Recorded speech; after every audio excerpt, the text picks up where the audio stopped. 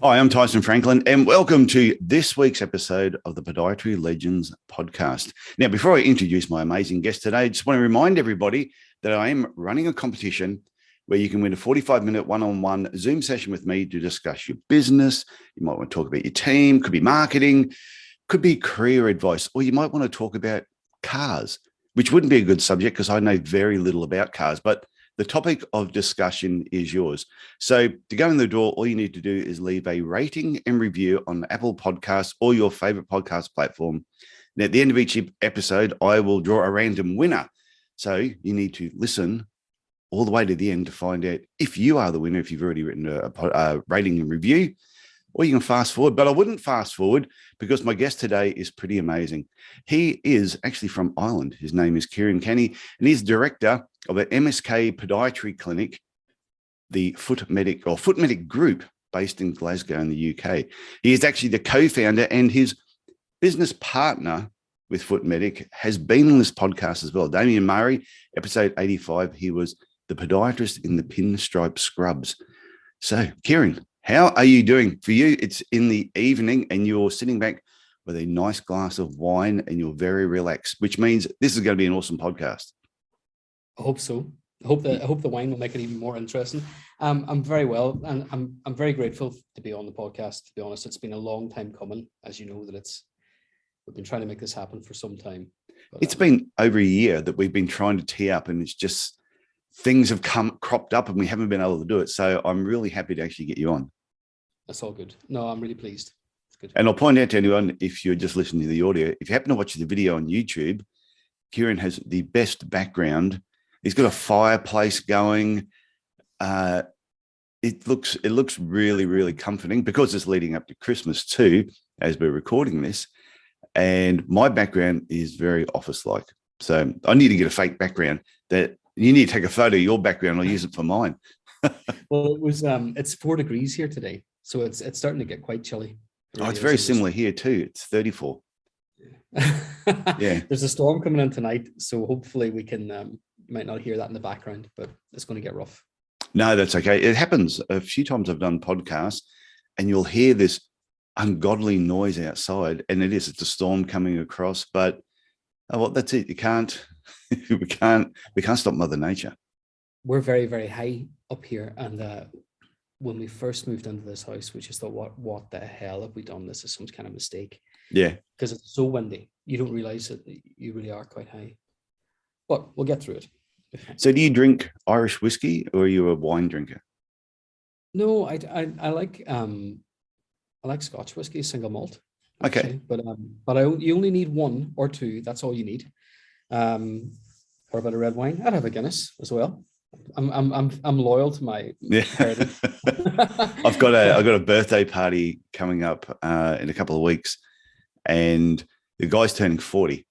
And the plan with it was he wanted to go to Scotland for his 40th birthday, but because of COVID, can't travel. So I was talking to his partner. I said, well, let's bring Scotland to him. So we're having a Scottish theme party. Brilliant. And all we're doing is doing Scottish food and whiskey tasting. That's what we're doing all night. So even though it's a surprise party, this episode won't come out till after his party. So if he happens to be hearing this, you'll know it's a conspiracy. My introduction to whiskey is because of a podiatrist, a guy from London called Julian Livingston. He's a real whiskey fan. And he asked me, did I drink whiskey living in Scotland? And I said, no, it's disgusting. I don't like it. And he said, everybody likes whiskey. You just haven't found the one that you like. So we went to a pub in Glasgow called the Pot Still. I'll keep this really brief. And the guy behind the bar, he says, I introduced you to this guy. He says he doesn't like whiskey. And they all laughed. And he said, do you smoke? Do you not smoke? Do you like the smell of cigars? Do you eat cherries? And all this kind of stuff. Yeah. So he said, okay, so based on what you've told me, try this one and this one. So I tried them. So, okay, that one. He said, okay, so based on that, try this one and this one. Didn't realize I was paying for all these drinks. But he finally got it down after 4 or 5 drinks, and he found the whiskey that I like, which is a single malt from the Spey side of Scotland to East Coast called Dalmore. And that is my favorite. It's the only whiskey that I'll drink. And I buy about 1 bottle a year. I think I just finished a bottle of that the other night. There wasn't much left in it. I didn't drink the whole bottle. There was just a little bit in it, and I just finished it. Yeah, it's special. So, because I know with some whiskies, and if people are listening to this, if you like whiskies, you will enjoy this conversation. But there's some are really peaty. They've got that really smoky, and I don't mind one of them over a long period of time, but to sit there and drink that most of the night, they'll kill you. That's West Coast. So that's island whiskies, and then the Speyside whiskies tend to be made in a sherry cask, so they're much sweeter. Yeah, I've got in my super fund, I have 3 10,000 litre. No, not 10,000 litre. I know in my super fund, I know I've got a ton of whiskey in my super fund as an investment. Barrels that you bought. Oh, very good. Yeah, barrels that I bought. So they had to sit there for 7 years or something, and then we cash them in at the end and maybe get a couple of bottles out of it before it's all bottled and sold. But anyway, let's get on to the Ciaran Canney story. What got you into podiatry in the first place? Always interested. I knew you were going to ask me this question, and it wasn't engineered at all. So I didn't return to podiatry. I didn't go to university until I was about 28. Okay. And I did lots of other things, but all of the things that I did, whether that was engineering or working in healthcare I did stints in dermatology as healthcare assistants. I did phlebotomy, and I worked in burns and plastic surgery theatre, and all of that made me a better podiatrist. Because when I was a podiatry student, I had come across a lot of conditions and a lot of drugs and a lot of pharmacology and terminology that a lot of the other kids in the class had never heard before. But for me, it wasn't the first time that I was hearing this. So I think it made me a better student, having done the things that I did. I think any life experience makes you a better podiatrist. And that's why I usually encourage podiatrists. Some of them may have gone from high school straight to university, straight into the podiatry world. But I'm thinking, to become more interesting, start doing some things outside of podiatry, conversation topics. So sorry for interrupting. No, but because your patient contact time is so long, typically, you need to be able to have the conversational skills to talk about things that are not superficial, like the weather or the price of bread. Politics. Yeah.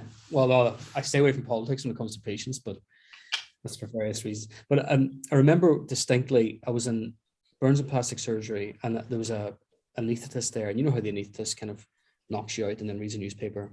Yeah. And I'd kind of be floating around because I was responsible for the equipment.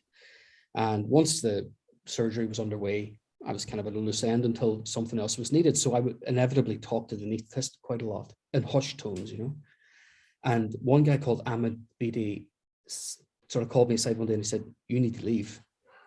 And I apologized. I said, "I'm so sorry. Did I do something wrong?" Whatever. He said, No, but look around the room. And he pointed at the three staff nurses in the theater. And he said, "They're all paid more than you, but you want to be here more than them. And you'll never get paid what they get paid doing this role. So go and do something different." Ooh. And that was the biggest alarm bell that went off for me. I thought, great advice, though. Awesome. Great advice. I wrote to him when I graduated to tell him that because of you, I went on and I got a degree and whatever. And I'm sure he maybe didn't even remember who I was, but I felt really proud to be able to tell him that. But at the time, I had a friend who's got a very good practice in the south coast of England called Angus Shanahan. And Angus was in his first year of podiatry, and I'd call him up on the phone and I'd tell him what this guy says. And he says, "You should do podiatry. You can work privately, you can do MSK, sports surgery. Your scope of practice is so wide." And that was how I came to be introduced to podiatry. I didn't really know much about it. Thin threads, isn't it? It's like really thin threads on how people get in. When I got into podiatry, a friend of mine who I went through school with for 12 years, I went back, repeated grade 12, and Lyndon Hommening went on and did podiatry. And when I was filling in my career, what I wanted to do, he just happened to be at the school. I said, "So Lyndon, what are you doing?" He said, "I'm doing podiatry." "What's that?" And once he explained it, so it's amazing where you can be and what sort of ticks that podiatry box. So did you enjoy the course once you got into it? Did you from the day dot just go, "Yeah, this is what I want to do"? Yeah, I did enjoy the course, and I didn't find the course particularly hard, but I think that was because I enjoyed it. Yeah. But I think Gus would tell you to this day, probably back then, he would have said that I probably should have aimed for medicine or maybe been a doctor or something, but I really didn't I wasn't an academic. But I would have liked to have been, but I wasn't academic enough, and have since married one, and definitely know that I did not have the academic application that she has. So, but without a doubt, yeah, something in medicine, but not a doctor. And that's where it all started off. I think, yeah. And like I said, people come into this profession for so many different ways. And I do feel the jobs you did beforehand, that experience you had, is going to always make you a better podiatrist. So once you got into podiatry, did you work for yourself straight away, or you worked somewhere else? You worked in a private practice? NHS? Well, I worked kind of in NHS. So I knew the whole way through our training in Scotland, we do a 4-year honours programme in Scotland. And all throughout your training, no disrespect to any of the people that taught me here in this is just a matter of fact, but you're kind of prepped for NHS life. That we're going to train you and you're going to work for us, and there's going to be a job for you. And then as we sort of started to progress through the second and third year, I started to realize there's no jobs, guys, and we'd have these conversations in the student breakout staff, or not staff room, but the student lunchroom or whatever. And I'd say, what are we going to do? Because there's no jobs, or there was jobs, but there were 0 hours contract. Yeah. And 0 hours contracts are no use to anyone who wants to borrow money from a bank or get a mortgage or whatever. So I knew, I kind of realized that the opportunities that were sold to us in the early stages of our training weren't there anymore. And I knew that I'd have to take charge of it. So at the time, I got married in my 3rd year of university. Kathy was pregnant with our first child. So there was pressures on me there to do something. I had to provide, basically. Yeah. So I did some bank work, 0 hour bank work in the NHS, and that was okay. But it was like all the bad parts of the job kind of rolled into one job, And I remember driving home one day in the middle, it was kind of wintertime like this, it was dark and it was raining. And I had a pretty crappy day. I'd been kicked and I'd been spat on, and it was hard. It was hard to I used to work with animals. Yeah, if you haven't been kicked at least once, you're not doing it right. I just thought, you've got a decision to make as I drove home. I thought, is this what you want to do? Really? Is this what you trained for? And I knew it wasn't. And the other thing was, there were so many constraints, budgetary constraints. We couldn't order this dressing, we couldn't order burrs, there was so many things that I wanted to do a better job for these patients, but I wasn't allowed because of finances and through the NHS. And I just remember thinking, the only way that I'm going to get control of it is do it myself. I'll just do it myself. So yeah. But simultaneously, even before the graduation ceremony, I knew that I would probably end up in private practice. And so I kind of rented a premises. We graduated in May, and I rented a premises in February and started fitting it out and painting it and building stud walls and all this kind of stuff. So I took a gamble that I was going to graduate. Nothing was guaranteed at that stage. But you would have had a fair idea by that time of your course. You would have known that I'm probably going to get through. Yeah, but you never really know until it's in the bag. You never really know. But can I just go back a step? So there wasn't a podiatry school in Ireland? There is. There's one in Jordanstown, and that was the only one at that time. Which Glasgow at the time was a better option for me because you know that Neil's Foot and Ankle book that we all read. That's on everybody's shelves. A lot of the contributors to that book were actually still teaching in Glasgow at the time. Oh, okay. And I thought, well, they literally wrote the book, but I could go and be taught by the people who wrote the manual. So I thought that would be a good option for me. Okay, no, sorry. Okay, keep going. That's how we ended up in Glasgow. So I moved over, studied podiatry, and then Kathy kind of chased me. I thought I got away with it, but she came then to live in Glasgow as well, and then subsequently got married and stayed there. Never really intended to stay there. We stayed there for 13 years. And in that time, we built, the Royal, we built a foot medic clinic, and the rest history. And then came back. COVID brought us away from Scotland. So Kathy, through her medical training, she actually ended up becoming a virologist. And so, of course, virologists are in high demand. And a post there would be. Post came up in Belfast, and it wasn't even really something we needed to discuss. We had to go home. We just had to go home. But I had an inkling for about a year before that one day we might go home. So that year, from the penny dropping that one day I might go home, I kind of spent trying to implement the systems and protocols and automation in the practice that would let me go home. So we didn't just pull a plug and go home. So you've still got the practice over there in Glasgow then? Yeah. So we're 3-pod clinic, 2 administrators helping them run the clinic. And actually, ironically, they do better when I'm not there. So I don't know what I was doing so badly wrong. They're But they're just happier. That's the only difference. I think that they feel more invested. I think they feel more responsible. And there was a kind of a lull after I moved away where I'd have to be leaning on them really heavily. And they'll listen to this podcast, but it was like, come on, guys. And then one day, and they'll testify to this, it was like, this is our gig. We've got to step up. And after that day, when they started stepping up, everything changed. If you get the right team, but if you have the right team, that happens. I remember my podiatry, prior to selling it, I had this period there for a number of years where you just had the right people in place that when I went away, they tried to prove that they could do it without me. And I'd come back and nothing would change. And they'd say, go away. And like Lisa said, it's not that they're happier when I wasn't there, but they got to do things that I was probably doing myself while I was there. And they got to step up, and they found some of the marketing and management was fun. And it was on top of the job that they're already doing. So I think you obviously just got the right team in place. Yeah, it took a long time to build that team, but I feel really, really lucky. And I know that you create your own luck to a certain extent, but I still did manage to find the right people and put them in the right place at the right time. And I had a bit of a reputation.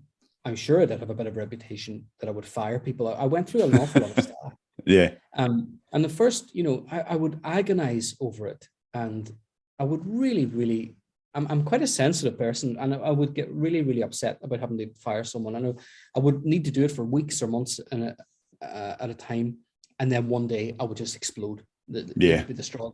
We've all been there. Yeah. But I think it's not that it gets easier, but you get more used to having to do it. And but I also think you mentioned something before about setting up protocols. I think when you have systems in your business and you've created them, you've broken them, you recreate them, you break them again. Because the goal to me was always write a system and then try and break it. Because and then it gets to a point where it becomes unbreakable. And I think once you have systems in place where your whole business runs really, really well, if the team members are now fitting in, because you've already proved that you can't break the system. The system is great now. So if somebody joins your team and they're breaking it, or they're not breaking it, they're just not doing it, they stand out really early, which means you have to get rid of them early. Yeah, it's true. And I think it was, it might have been Troy Parsons, someone said, hire slowly, fire quickly. But it doesn't always work out like that, But I think that when you've got systems and treatment pathways and protocols that people can follow, that we've all agreed and helped construct, that's what the best way to treat these patients. And there's someone who will come in and always think that they've got a better idea. Yeah. Oh no, I know a better way. And that doesn't really work in a business that's kind of remotely operated, because there's no real space. People can treat within their own clinical judgment. There's nothing wrong with that. But we all kind of follow a path. We have a map. And there might be stop-offs along the way that people can make their own decisions on. There is autonomy to a certain extent, but the route is kind of set because we know that's what works. Yeah, I had a friend of mine, Dave Freeze, who's been on the podcast, and there was something I learned from him. And he said he had a law firm, and he said and he had all the systems in place and how everything ran, but he would tell a new employee when they started with him that no matter what you see or how things have worked, don't come to me and say, oh, do you know you can do it this way? Or do you know you could change this? Don't try and tell me what we should be changing. Just do your job. And for 6 months, don't try and change anything. But then at the end of 6 months, we'll have a meeting and you tell me all the changes you would actually make. So he'd actually put it in their employment contract that you won't come to me with suggestions on changing anything until that 6 month mark. Because then they get to see how everything, because sometimes they only see one system, but they don't realize how that system affects other systems. And they want to change that. And they don't realize, well, when you change it, it changes everything else. But once they see the big picture, they go, okay, it all makes sense now. It's almost like a heritage there. They haven't seen how it's been developed and what hasn't worked before. And see, we used to do that, but it didn't work, so we changed it. And it is a good idea, but in reality, it doesn't play out that way. And I think there's almost like a naivety when you come into a new team that you're going to change things, but it doesn't always work out that way. But yeah, but you have to do your own thing and not. Oh, definitely. I think people start podiatry practices, and typically, and you've talked about this before, you kind of look at what everybody else is charging, and you look what everybody else is doing, and you think you're going to do that. And I think you've got to strike out and do something different. You can't. Don't be a replica of the guy down the road or whatever. Do your own thing. Try and advance practice. Try and invest in it. Treat it like a business. And because inevitably what happens is when you copy their model, you end up copying their mistakes as well. When I first set my pricing structure, I just, like everyone else, just copied what everyone else did. I didn't know if they were making a profit. And then I'm just replicating the mistake. I remember this guy that used to work for me. And then he went off, he disappeared for a while. And I sacked him. Then he disappeared. Then he came back to Cairns. And I knew he was in town. But then all of a sudden, his phone rings. My phone rings. And I answer it.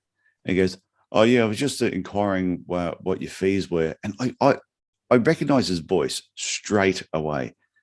And so I didn't say anything. I just went along with it, told him what my prices were. And then afterwards, I got off the phone. I went and did a printout of my whole price list, my fee schedule, and with a cover letter, and said, "Dear," I won't say his name, "here's a copy of all my fees just to follow up on our phone call today." And I posted it to him.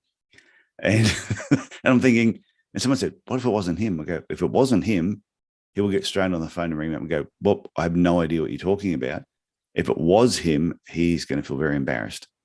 Yeah. I never got the phone call. I think lots of pods do that. They kind of do that phone call, pretend to be a patient, or get their receptionist to pretend to do it. And I don't think there's anything wrong with getting a ballpark on what, if you're new to a town, and I think getting a ballpark of what everybody else is charging is not a bad idea. And then I always think someone's got to be the most expensive, so it might as well be you.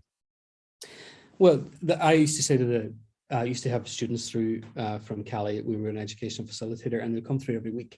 And I'd say, whatever you do, whenever you go out, going to be like £1 more.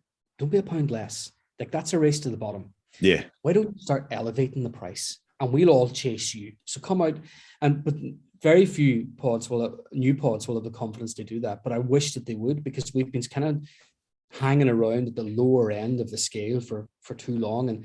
And one thing that I have said a few times about podiatrists is we kind of want the respect, and we want the notoriety of dentistry and physiotherapy, and we don't even respect ourselves a lot of the time. It's been a common theme lately, and so I think, no, charge appropriately, do really good work, do something different, and give really good value.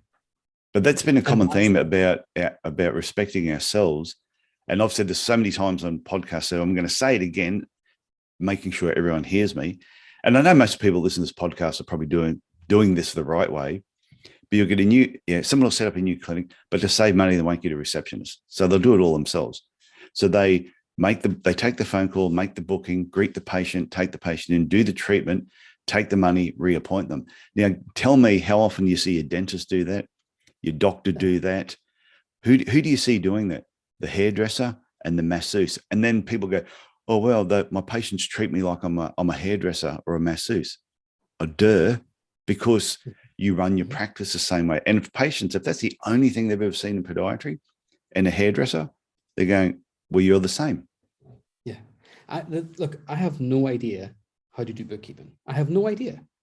But I have this kind of mindset that if someone else can do it quicker, more efficiently, or better than I can, then they probably should. It shouldn't be me.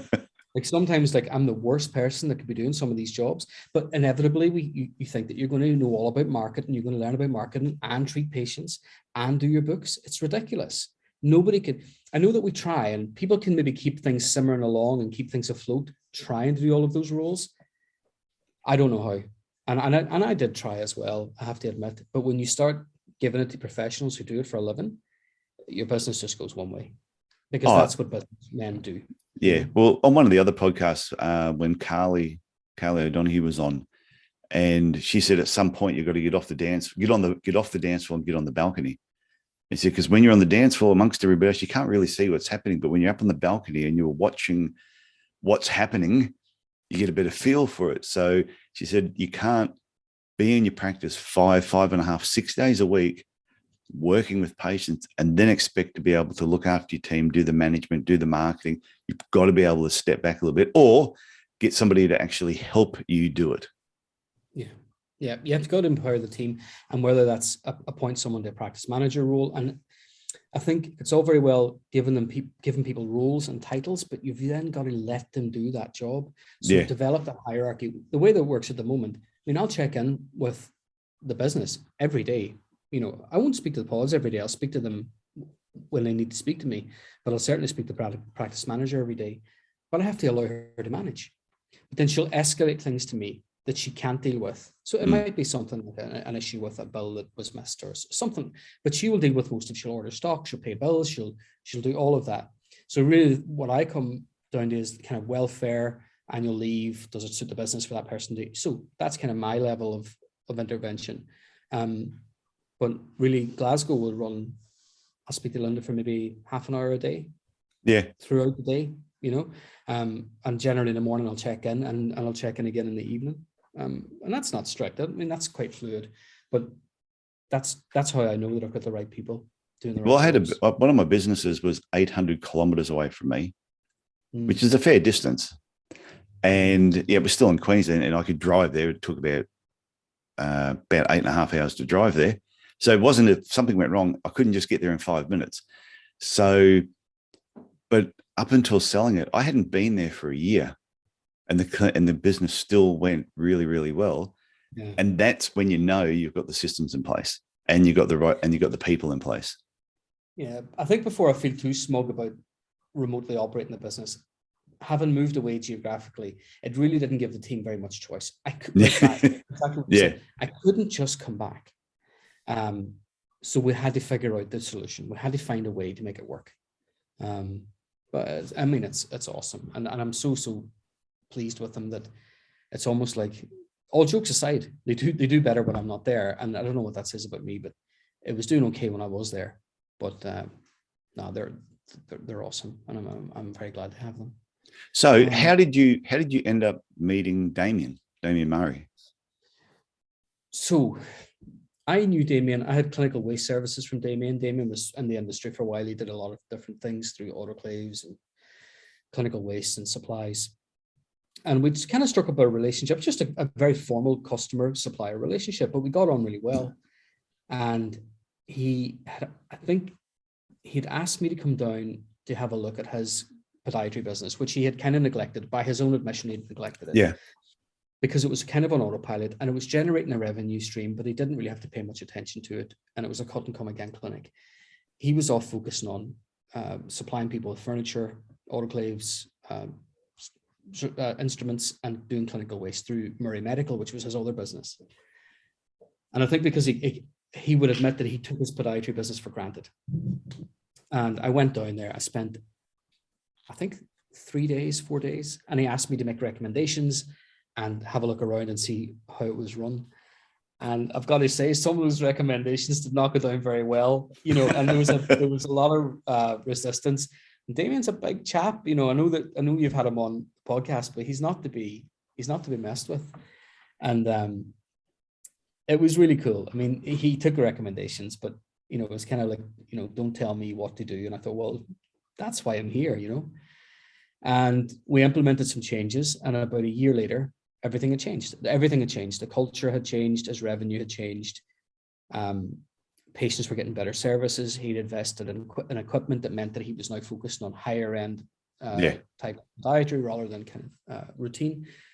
And he did that for about 6 months. And then Damien actually approached me and said, you know, that was so cool that we need to tell other people what we're doing, because it turned his practice around. And I never really realized until that point. I just thought I was doing my own thing. I didn't need to prove it to anybody. I didn't want to show anybody what I was doing. But when it made such a big difference to him, and we thought, okay, well, then that's kind of fine. So we kind of joke all the time, like he's Ray Kroc to my McDonald's, if you like. But we had a formula that worked really well. But I didn't have the motivation or the confidence or the self-esteem to platform that. But Damien sure as hell did. Because he's got a lot of confidence. Yeah, but he just knew that other people could benefit from it. So we we formulated the Foot Medic group. And well, let's be honest, Damien also gave you a little bit of a push to make sure you came on this podcast. He did, yeah. And we can get to that. I mean, I want to be because if you had your way, because you were very laid back, obviously highly intelligent. You're probably smarter than what than you think, but you're very laid back and pretty relaxed. So I think, and Damien being more like a bull out of a gate, I think the two of you are actually a really good match. He didn't force me to do this, but he encouraged me to do it. That was you will laugh when he knows this, but there's a couple of factors in that. I kind of turned away from social media in general. I didn't need to be the front guy of the band, right? I didn't mind being the manager of the band, but I didn't need to be front and center stage.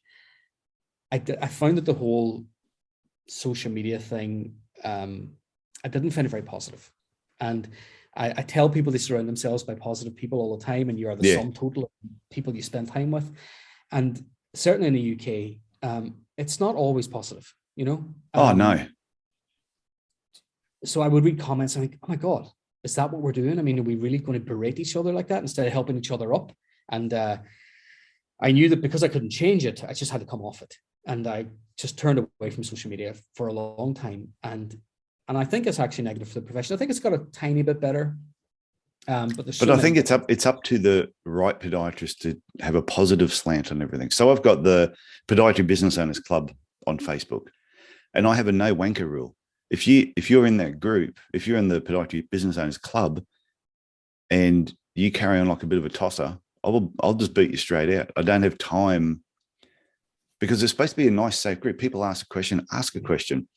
If you've got an intelligent answer, just give an intelligent answer. Don't wave it around to show yours is bigger than everybody else's and you know more. Just answer the question that they're asking, or give them a link to something where they can go and read more. It's not about, I'm smarter than everybody else. Whereas I've seen it in some of the other groups where someone posted something the other day. Simple question: should I use this on that?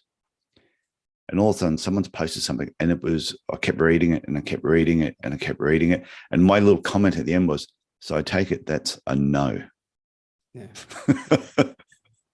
and that would have sufficed. That would have sufficed at the beginning. And there's just kind of a pile-on to kind of kick people, you know, and then what happens then is new grads get afraid to ask questions. Yes. People get afraid to communicate with each other. So what happens is you suppress the profession. So we don't, that kind of high tide lifting all ships. I'm a big believer in that. But I came to the stage where it was a kind of see no evil, hear no evil, speak no evil stage where I didn't want to comment, I didn't want to hear it, I didn't want to see it. To the extent where that's where the real hesitation to do this podcast was, because it was like, oh, well, I don't want to put myself out there as the guy or whatever. And when we first met, and I actually said to you, oh, so Ciaran, are you on Facebook? And you almost took my head off. No, I'm not on that bloody shit. And I went, oh, okay, settle down. Okay, this guy doesn't like me. I'm on Facebook and he hates me already. Well, I'm back on Facebook, but kind of through necessity. Some of it, I was off it for a few years, but some of the content that's delivered in CPD and things, you miss out on so much when you're not connected. Yeah. And even though I'm still connected, I find that I still miss out on so much. But I think things just move so fast. I mean, it's Facebook now, it's Instagram. No, it's not Instagram, it's TikTok. And in 2 months' time, it won't be TikTok, it'll be something. If I see you on TikTok dancing and miming to music, then I've seen everything. Please don't do that. Please do not do that to me. Don't do that to the world. You can try before you buy. You never know. You might enjoy it. Actually, you might be a natural at it. But I think when it comes to social media, is just find the pages that you feel are positive and that you get something from it. But I have seen some pages, there's thousands of members, and everyone I talk to who's in that group all talk about how negative it is. And we go, well, why are you still in the group? Yeah. Oh, just in case. But I'm going, but they're too afraid to actually post anything because they don't want to be attacked. And like you said, that's suppressing everybody. Okay, I know. And then there's a risk that I'm beginning to sound negative about people being negative, but there's a small number of pods that are really trying to help, and it is beginning to change. Yeah, I think so. From the College of Podiatry conference in Liverpool last week, and there's a definite tone of positivity. It's definitely changing. It feels more inclusive. In fact, that was a real theme about inclusivity and bringing on other races to being part of this profession and looking at the textbooks, why is it always a white foot? And so I think that's really important that we have these conversations. Well, never noticed that. I've never noticed it's always a white foot. Yeah. It's true. It's always a white foot, you know? Yeah, always a white foot. So I think, but aside from that, there's a small number of pods now they're starting to create some positive ripples through the profession, and that's got to be commended. And at the same time, there's pods there that are slowly working away, building very successful businesses under the radar. They don't need, I admit that I needed variety. See what 4 or 5 years ago, I wanted to be well known. I wanted everybody to know that I had a good practice. I wanted them to see that I had a good practice. And now I really don't care. I'm not interested. So long as my family are taken care of, and the practice is growing, and the people that work for me are happy, that's really the most important thing. Not about notoriety anymore, but it was for a while. And I think lots of pods are like that. What's funny is when I had my podiatry businesses and they were cracking along and they were going great. And I wanted to be seen as a podiatry god. I wanted people to see my practices and go, my God, this guy knows how to run a podiatry clinic. But it wasn't overly but no one really knew who I was. This was just a story that was going on in my head. So once I sold everything, and then I actually really enjoy the coaching of helping other people have better podiatry clinics. But I'm more well known now because of the podcast. And I didn't do the podcast I did the podcast because it was a great idea to put all these stories together. But I forgot that then people get to know who you are, which is funny. It's just, it's quite funny. I mean, of course you wanted to be well known, and of course you wanted to have the best practice, and you wanted to be the best podiatrist, because that's ego. We all have an ego. Oh yeah, it's not a dirty word. So the Skyhawks say ego is not a dirty word. You probably haven't heard that song. Everyone has one. No matter what. I haven't got an ego. You hear people say that. Everyone's got an ego. I've got an ego, but I think not suppressing it, but controlling your ego is probably control your ego. I've had some people I've invited on the podcast, and I've had everything from they didn't want to come on because they didn't think they had anything to say. Mm-hmm. And I'm going, you'd be surprised what you have to say. And sometimes I've got them on, and afterwards they've just thanked me for encouraging them to come on.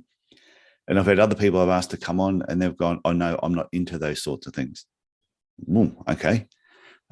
So that was the risk. So Damien actually said, I might say no to you. It's actually looking worse that you're not doing it than doing it. So you're worried about doing it, but it's actually looking worse because you're not doing it. So you're looking as if you're kind of aloof, or it's beneath you to do a podcast with someone. Yeah. Why don't you just do it? So I think that's sometimes an unintended effect, where it's not that you don't care, it's just that you don't need to be in the limelight, but also it can look as if that it's beneath you. I got to admit, like I love the limelight. I do enjoy it. Like when I wrote my book, it's no secret there's money in podiatry if you don't have a copy.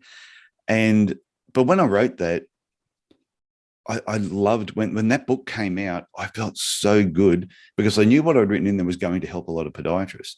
Mm-hmm. But what I didn't expect, and I'm like sometimes people will make me think, oh, I'm really confident. But I think we may have egos, but sometimes we're very, very thin-skinned. And when I read my first 1-star review on my book, and it was nasty, and they used my name, so it was very personal. And that really hurt. I went, but then you had to forget about all those negative people because there's trolls out there. I've had people send me emails saying I'm the biggest dickhead that's ever drawn breath. What am I doing teaching people about business? Why do I even have a podcast? But luckily I get a lot more positive stuff than the negative. And I think that's what people got to focus on. Focus on the positive. Don't focus on the negative. I think that if you're creating ripples like that, you know that you're ruffling feathers, you're doing something good. I'm always ruffling feathers. It means that you're kind of creating waves, and people kind of are paying attention to you, whether they don't like what you do, whether they do like what you do. But the fact that they're even paying attention to you means that you're visible. And maybe that's good, maybe it's bad. I just try and encourage people to be better, like advance the profession. And like one of the reasons why I left it was because I knew I couldn't work with that old model. I could not enter a career and just do that, just cut nails for the rest of my life. That wasn't going to be for me. So I had to break the mold and try and advance the practice. And I think that's why Foot Medic became known for, I think people used to say that we would do things first So we were early adopters. I would buy the machine. I'd take the risk. Because that's what I wanted to talk about. So the whole foot medic thing that you're doing now is you're encouraging people to become part of the foot medic group. Yeah, there's 3 things that we do. Yeah. Tyson. So we have a partnership program, which is where we kind of advise and consult, which is fine. We help people to take control of their practices. So they move away from being the pod and give them the skills that they need to run it through management systems and the organizational infrastructure. And that's you help set that up. You actually help them set that up. Yeah. Yeah. Okay. So give them the infrastructure that they need. And that's fine. And that's like a membership program, which is cool. And we have a number of people that are working with us on that basis. Then we have when you say membership program, so that's like a monthly thing that they join and you take them through certain, are you taking a whole group through the same steps each month? Or it's, if I joined in 6 months time, they're like modules that you go through in order? No, it's totally bespoke. And because that was one of my misconceptions of it, I thought that I would take my prescription for successful podiatry practice and I'd just plug it into your clinic. Yeah. And I realized now that was really quite naive, because my key doesn't fit your lock. You might have staffing problems, or your daughter works for you, or someone's part-time, or you might have a disabled member of staff, or whatever it might be. So how can I apply my blanket prescription to your practice? It doesn't work that way. I'm doing that with someone at the moment. I'm doing the same thing, because when I had Pro Arch Podiatry, it boomed, and it went well in Cairns, it went well in Mackay, it went well on the Sunshine Coast. But even then, I had to tweak each of those systems because each clinic was different. Yeah. So when I'm doing one-on-one stuff with people now and I'm helping them implement systems, I can't just take what I did and go, here, use it. It has to be modified, it has to be adapted. I realized that's that, good. And I didn't think it was going to be a blanket application, and it didn't turn out that way. So basically, the first month of working with someone, we spend getting to know them, what their problems are, what options we might have. Is it marketing? Do they need more patients? Do they need less patients? Do they need more time? Do they need more money? Or do they need all of that? So that's what we do through the partnership program, and that's awesome. And everybody that we're working with is better off for having done it. But there's always a plateau. So you can implement change, you get that rise in the graph, and then things level off, and that's fine. The other thing that we do is mergers. So sometimes that's not enough, or it's still unbearable for the podiatrist. So we implement all these systems and they really still don't have time, or they just don't have the skills they need to implement the advice that we give. Yeah. So we will have a merger where we will run that practice as a foot medic, but that person will still own it. So it's almost like an operational license, I suppose. Yeah. But it's not franchise, but we can have far more influence. So instead of advising you to make the changes, as part owners in that business, we actually make the changes ourselves for your benefit. So we have more control. And then the third option we have is just plain and simple acquisition. So if someone is retiring, or they just can't manage a practice anymore, but it's a good practice, and we know it's a good practice, we'll buy that practice, we'll take it over, and we'll run it as a foot medic. Okay, so, and I'm going to tell people your website, which is footmedicgroup.co.uk, if you want to go and check it out. Yeah, just so we don't forget. Yeah, and there's probably an option there for a lot of podiatrists, whatever stage that they're at, whether they want to sell, whether they're fed up with the profession, or whether they want to retire. There's options there, and conversations we've had about acquiring practices, whether there's mergers where you get the support, kind of like a franchise, we get the branding and the infrastructural support and the management, almost like your boardroom, I suppose, or whether you just need some advice on a monthly basis. And I think within that program, there's something for everybody. So it's not, I'm always quite keen to tell people it's not business coaching. It's not business coaching. I'm not qualified to be a coach. I've been heavily coached, and I wouldn't ever think that I could coach someone. It's more about practical implementation of practice management and business growth. That is different, because business coaching is you are implementing marketing, you are implementing management skills, but it is different. Business coaching is different. Yeah, I remember, but a lot about business coaching for me, it's about me. I had to sort myself out before I could start the business. Yeah. The business was a side effect of my psyche, if you like, for growth or for better or worse, or, for successes and failures. That was down to who I was as a person. So I had to really address all of that. That's not really what I do. I'm not really qualified to do that. But if we're talking about volume, if we're talking about pricing strategies, if we're talking about, whatever it might be, long-term goals or objective setting for 3 months, 6 months, 9 months or whatever, or dealing with staff, training staff, upskilling staff, what investments to make. It's kind of like you have that virtual boardroom where you've got two people where you can bounce ideas off in complete confidence, no judgment, and then go ahead and make a decision. And I think so many people work in isolation. There's no one to turn to. There's no one to ask for an opinion. So that's what we are. So you can ask us for our opinion. You don't have to take it, but we'll try and help you wherever we can using our experience. Bearing in mind, Damien's been in business for what, 25 years? Yeah. So outside of podiatry, whether it's through Murray Medical or the eye care clinics that he runs or the podiatry practice he runs, he brings a wealth of knowledge when it comes to running a business. And then I think I plug in that kind of podiatry aspect to it. So yeah, before I press record, I mentioned something to you about inversion thinking. And I think this is really important to just bring up now. It was also in a webinar that I did, 52 tips to improve and grow your podiatry business. So if you missed that, actually, if you missed it, I ended up hosting the webinar on my YouTube channel, Tyson E. Franklin. Go and find it there.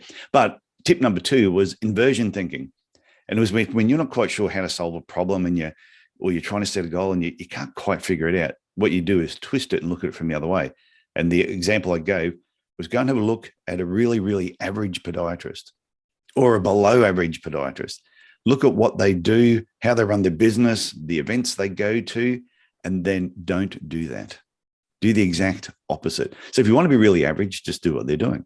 But if you don't want to be average, don't do what they do. And most really average podiatry clinics never ask for help with coaching, never ask for help with management, never ask for help to run their team. They try and do it all themselves and they don't have the answers.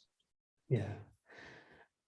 I think that so many clinics and that sort of hesitancy to ask for help, they will think they've got it all figured out. And then you see these practices for sale all the time, practice for sale.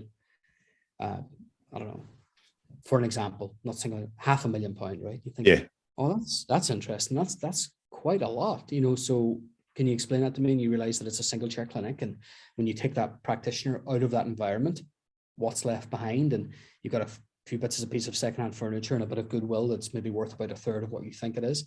So your practice is probably worth about 10 grand. And people almost have a heart attack. And then you think, well, this is where this kind of super inflation of what things are worth. And of course they do, because they've worked their whole life to build it. But really what they worked their whole life to build was their job. Yeah. I'm not going to give you £500,000 for your job so you can go and retire. We need to look at what the business has the capability of making. Can it run automatically? Can we plug people into that business? Is it systematized? Does it have infrastructure that we can follow the rules and follow the protocols? And that's where the value comes into the business. Not in the amount of money that's generated. It's how I can put someone else in it to generate the money without you there. I know one question, I've seen some clinics for sale, and my number one question is, and they might be working for a medical center. And my number one question is, do you own the database? And they go, oh, well, no. And I go, well, you don't have a business. Because they could sell their business to another podiatrist, and the medical center doesn't need to keep them on. They could just say, no, we decide I'm not going to have a podiatrist anymore. And you've lost your business. And there was one for sale just recently, and the gross turnover was like $230,000. And they wanted almost $170,000 they wanted to sell the business for. I've gone, wow, that's unless the 230 gross turnover that was written wrong and that was their profit. Yeah, a lot of it's just made up on the spot, and I think that's what people really struggle with. They don't know what things are worth, or they take it at face value. It's a lot of pods that we'll deal with aren't even really sure what net profit is compared to gross profit. We're not taught these things, so it's not a reflection on them that they don't know. I don't criticize them for not knowing, but it kind of gives you a level of understanding that we're kind of running businesses here, guys, and we don't even know the difference between net and gross profit. Do you pay yourself? Well, no, not really. I don't really get paid. I kind of take what I need. You've been doing this for 20 years and you're taking what you need for 20 years, so the business has never really managed to sustain you in a salary, but you want to sell it to me for 80 grand or 100 grand. So I think it's just really useful to have those conversations. And I think when you do, it's like the penny drops. people think, oh my God, what have I spent my whole life doing? You know, and really they did get a wage from it. They may have got a wage, but it's not something that is necessarily sellable. But you made a really good point too, that it's not their fault, because we're not taught this at university on this is what gross turnover, this is what profit is, this is the difference between a business and a job. Because somebody will be selling their, in inverted commas, business, but if you took them out of the business, how much money does that business make? And if it doesn't make anything because they're not there, then it's a job. So when I sold my podiatry clinic, what gave it value was I had 3 other podiatrists working there. It was turning over a great amount of money, and I didn't work in there at all. So when I sold it to them, me not being there made no difference. Precisely. So it wouldn't matter who owns it. It would still work. So you could transfer ownership of that to somebody else, and they can get the income that you got from it. They can have it. And that's the business. And that's a business, yeah. I remember seeing Brad Sugars. I don't know if you've ever heard of Brad Sugars at all, but I always mentioned this 2-day event that I went to that changed my thinking, my whole thinking on life and business. And Brad Sugars was there, and he told everyone to stand up. And he said, stand up if you think you own a business. Everyone in the room stood up. He says, keep standing if you could not go to work tomorrow, not ring anybody, just not turn up and get away with it. And I would say 90% of the room sat down, and I was still sort of standing because I'm thinking, I don't have to work tomorrow, so I could get away with this. He said, okay, now the day after that, you decide you're going to get on a plane and you're going to go overseas for a month and not tell anyone that you've gone. Stay standing. And nearly everybody sat down. There were like 4 people standing up. He says, everybody, these people have a business. Mm-hmm. And I went, okay, yeah, that makes sense now. Then I went and did this 2-day workshop, and it just changed everything. It's very liberating to know that you can build something though that doesn't depend on you. But it does take time. You can't build that like in a year. It takes, it has to mature and ease its way into that. I'll tell you a funny story. And this is true. I had a coach a few years ago, and he said, you know, what do you want to do? What do you want to do in life? You know, you want to do this, you want to do that. I said, do you know, the life that I want, it doesn't really cost an awful lot of money. It doesn't take a lot of money to have the lifestyle that I want. He said, well, what do you want to do? And I said, I want to chop wood. I want to hang around the I was going to say farm. I want to hang around the house and chop some wood and maybe mow the lawn and like tinker with a Land Rover or something. That's all I want to do. But none of that stuff costs a lot of money, but you have to have money to support that lifestyle where you don't have to go to work so that you can chop wood. And we're kind of holding on to that. And we did this exercise where you kind of sketched it out, and you do this drawing. And I think that's very powerful. You do the drawing about what you want to have. And it was fine. And you know what? I archived it in my memory. Right. That was just an exercise on a weekend. And it was very interesting. That was it. I actually found the drawing a few months back, and I'm living that life. So in the drawing, there was a Land Rover Defender. I was in the countryside, a house in the countryside, and there was trees that I could chop down, I suppose, in the drawing, and 2 dogs. I have the 2 dogs, the Defender. I live in the countryside, and I chop wood and I cut the grass. And really, that's what I do through the week. And I'll make a phone call to the clinic and check in how things are going, and then I'll get back to just chopping logs or something. And I realized I was chopping wood. Last week. It kind of snuck up on me, I think, because I didn't realize that I had achieved what I wanted to achieve until one day I realized I'm kind of doing it. Yeah, actually, I'm kind of doing it. But you know, it's not by it is engineered. You do create your own vision, and then whether it's consciously or subconsciously, but you should set around laying things out that make it happy. Everything that brings you one step closer to where you need to be. That's what you need to do. And I remember going into work and thinking, what am I going to do today to bring me just one step closer? And we did that for about 5 years. But you know, thankfully I've got a partner who gave me the time and the space to let me support and let me grow that, because for a long time there was no money coming home. And I remember Kathy saying, when are we going to get paid? You know, your suppliers get paid, your staff get paid, everyone else gets paid. When are we getting paid? So there was a period of hardship at the beginning where a lot of it was reinvested. But that was cool. You know, we could live with it. And luckily we were in a position where I had the freedom to do that. But I think that you do need to have that kind of support. that support network, and a positive support network. Oh, definitely. There were people I couldn't speak to because they would tell me not to do stuff, like my mum. And she'll probably listen to this podcast. But she'd say, "Are you sure? Are you sure? Are you sure? Are you sure?" I think, I am full of my own doubt.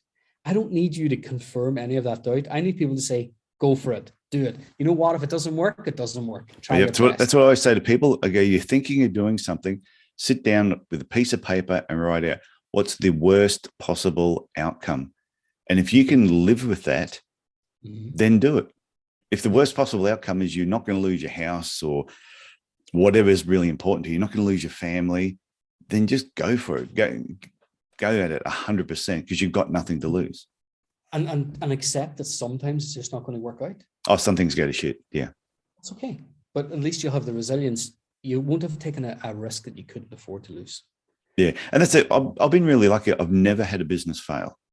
Every podiatry clinic I've ever opened up, anyone I've been involved with, I've never had one fail. But geez, I've made a lot of mistakes. I make mistakes all the time. Yeah. I still make mistakes. But and I say that to people, and I think that came from the coaching that I had, was owning your mistakes, stepping up and saying, "I messed that up.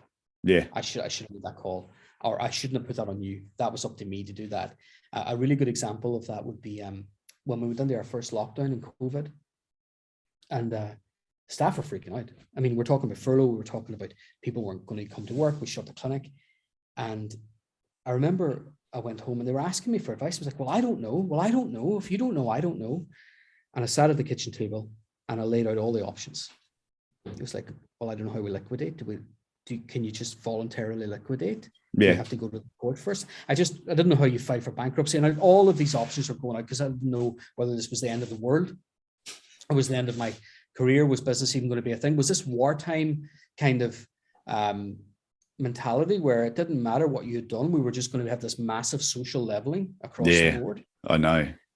And I called up a really trusted colleague, and you must get him on, Martin McGill, the guy that owns Firefly.